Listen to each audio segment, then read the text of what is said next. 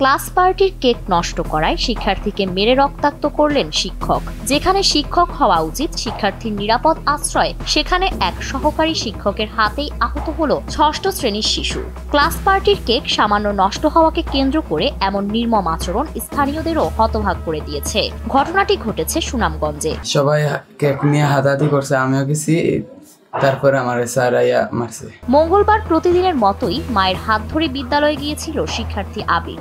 সেদিন ক্লাসে পার্টির আয়োজন ছিল। খেলার ছলে আবির সহ কয়েকজনের ধাক্কায় কেকটি সামান্য নষ্ট হয়ে যায়। এতটুকু ভুলের জন্যই সহকারী শিক্ষক সাদ্দাম হোসেন ক্ষিপ্ত হয়ে ওঠেন। ক্ষিপ্ত হয়ে তিনি একের পর এক বেধড়ক চড় থাপ্পড় মারেন শিক্ষার্থী আবিরকে। মারধরের মাত্রা এতটাই ছিল যে কিছুক্ষণের মধ্যেই আবিরের কান দিয়ে রক্ত পড়তে শুরু করে।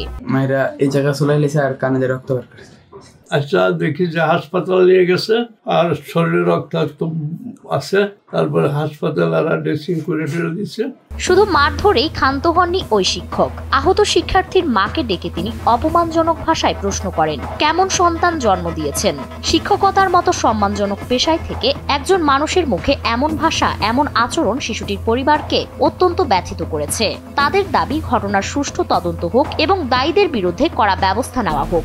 আমার বোর্ডে স্কুলে খবর জানিয়ে ভালো একটা গালি দিছে, একটা গালি দিয়া স্কুলে গেছে নিয়ে মাস্টার কইলো যে কেমন ছেলে জন্ম দিচ্ছেন আপনার ছেলের, এখন শিক্ষা দিব, বিদায় করে দিব, আপনার ছেলে নিয়ে যান। এদিকে অভিযুক্ত শিক্ষক সাদ্দাম হোসেনের ব্যবহৃত ফোন নম্বর 704-এ একাধিকবার যোগাযোগের চেষ্টা করা হলেও তিনি ফোন ধরেননি। আর এমন গুরুতর ঘটনার পরও সরকারি জুবলি উচ্চ বিদ্যালয়ের প্রধান শিক্ষক মতিউর রহমান খান দেন দায়সারা মন্তব্য। ফারিন রহমান প্রীতি, এনপিবি।